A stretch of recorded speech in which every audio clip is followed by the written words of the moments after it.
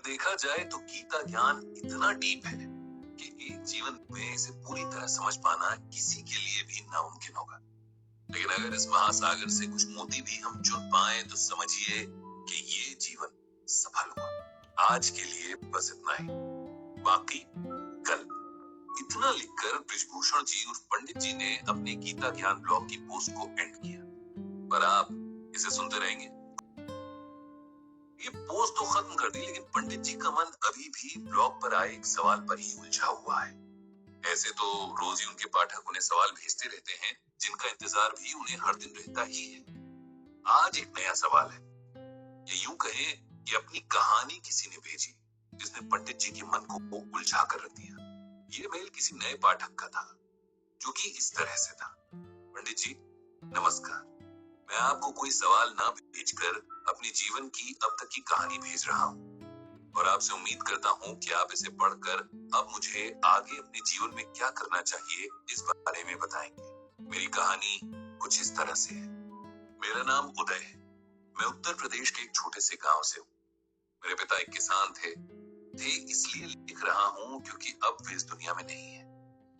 मेरे पिता कोई बड़े इंसान तो नहीं थे, लेकिन एक बात जो मैं अपने बचपन की यादों के आधार पर कह सकता हूँ वो ये कि वे जब तक रहे उन्होंने माँ समेत हम तीनों भाई बहनों को कोई कमी नहीं होने दी।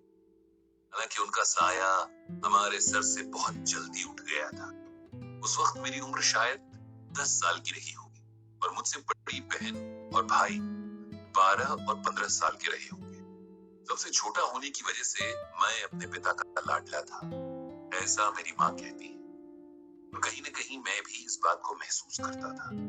तभी तो पिताजी के अचानक चले जाने का सदमा कई साल तक मेरा मन संभाल नहीं पाया था। हालांकि हमें यही बताया गया कि पिता की मौत एक एक्सीडेंट थी, लेकिन मैंने कई बार अपने मामा और माँ की बातों में सुना कि उनके सौतेले भाइयों ने जमीन के लालच में उन्हें मरवा दिया था। हमारे पूछने पर माँ ने हमेशा इस बात को टाल दिया, बल्कि हमें कसम दी कि कभी किसी से इस बारे में जिक्र नहीं करेंगे।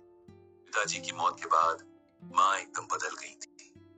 हमेशा डरी सहमी सी रहती और लगभग हर दिन जब हम पढ़ने बैठते तो माँ कहती कि जल्दी से पढ़ लिख कर इस काबिल बन जाओ कि इस गांव से बाहर जा सको। मैं नहीं चाहती कि तुम लोग यहाँ ज्यादा वक्त तक रहो।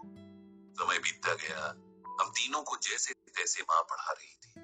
उनकी सख्त हिदायत थी कि पढ़ाई के अलावा हमें और किसी बात पर ध्यान नहीं देना है।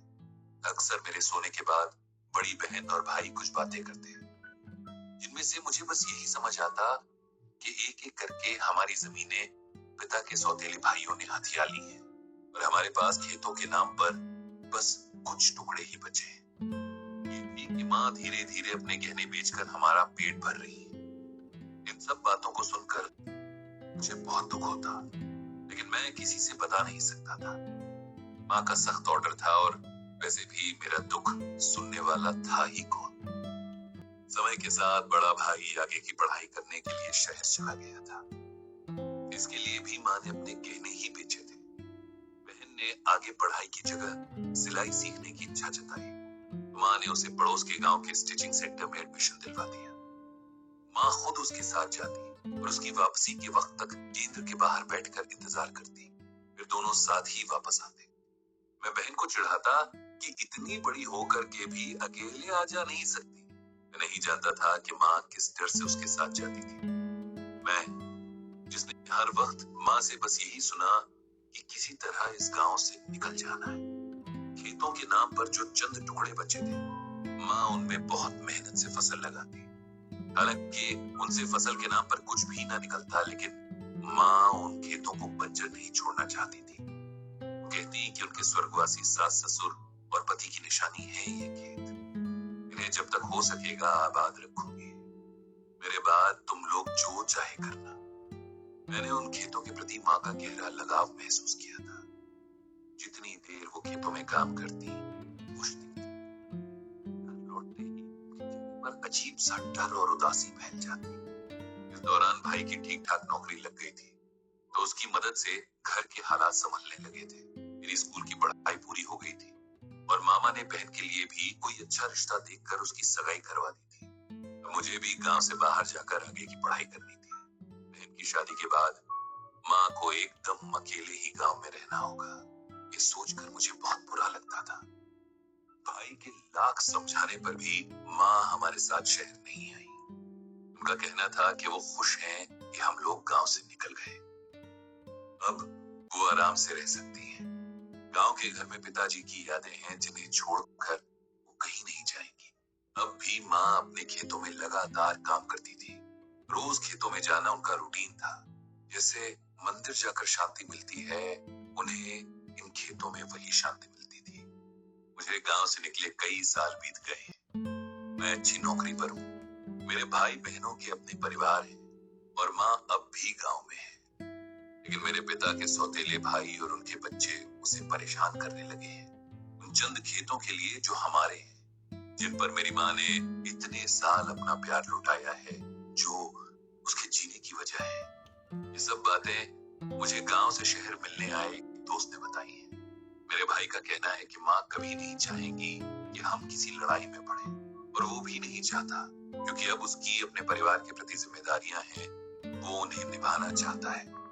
कुछ जमीन के टुकड़ों के लिए उन जंगली लोगों से नहीं लड़ना चाहता है, जिन्होंने पहले भी खेतों के लिए हमारे पिताजी की जान ले ली थी। पंडित जी, मेरी कहानी यहीं पर रुकी है। मुझे क्या करना चाहिए? अपना हक और अपनी माँ के सम्मान के लिए लड़ना चाहिए या ये सब नजरअंदाज कर देना चाहिए? इस बारे में गीता ज्ञान क्या कहता है? मुझे उम्मीद है आप मुझे कोई अच्छी सलाह जरूर देंगे। आपके जवाब की प्रतीक्षा में, उदय। उदय के पत्र को अच्छे से पढ़कर उसकी परिस्थिति को समझकर पंडित जी ने उसे जवाब लिखा। प्रिय उदय, तुम्हारी जीवन कथा पढ़ी, तुम्हारे संघर्षों ने मुझे प्रभावित किया।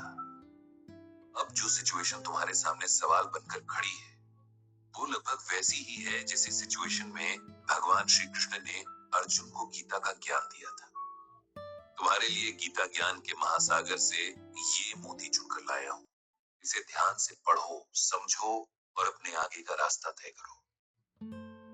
हतो व प्राप्स्यसि स्वर्गम जित्वा व भोक्ष्यसि महिम तस्मात् उत्तिष्ठ कौन्तेय युद्धाय कृतनिश्चयः। ये श्लोक गीता के दूसरे अध्याय से लिया गया है। इसका अर्थ है कि हे अर्जुन, यदि तुम युद्ध में वीर गति को प्राप्त होते हो तो तुम्हें स्वर्ग मिलेगा, और यदि विजयी होते हो तो धरती का सुख पाओगे। इसीलिए उठो हे कौन्तेय और निश्चय करके युद्ध करो। अर्जुन भी तुम्हारी तरह संदेह की स्थिति में थे कि क्या करें। एक तरफ उनके और उनके परिवार के सम्मान का प्रश्न था, तो दूसरी तरफ युद्ध भी अपने ही भाइयों, मित्रों और गुरुओं से लड़ना था, जिसकी गवाही उनका मन नहीं दे रहा था। अब भगवान कृष्ण ने उन्हें समझाया कि धर्म युद्ध में एक पक्ष को चुनना ही पड़ेगा, क्योंकि एक समय के बाद अन्याय के प्रति चुप रहना समझदारी नहीं, कायरता कहलाता है। मैं तुम्हें ये श्लोक सुनाकर किसी के प्रति हिंसा के लिए नहीं उकसा रहा हूँ, बल्कि श्लोक के जरिए दिए गए संदेश के भाव को समझाने की कोशिश कर रहा हूँ। युद्ध हमेशा हथियारों से नहीं लड़े जाते हैं, और अगर जरूरत पड़े भी तो हथियार की जगह अपनी बुद्धि और दूसरी क्षमताओं का इस्तेमाल किया जाता है। डरकर चुपचाप अन्याय सहने से कहीं ज्यादा अच्छा है न्याय के लिए लड़ते हुए हार जाना।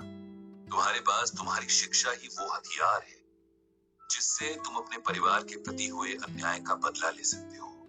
इससे तुम अपना आत्मसम्मान भी बचा लोगे और अपनी माँ के प्रति अपनी जिम्मेदारी का पालन भी कर पाओगे। इस लड़ाई में अगर तुम हार भी गए, तब भी तुम्हें एक संतुष्टि रहेगी कि तुमने अपना पूरा जोर लगाया था।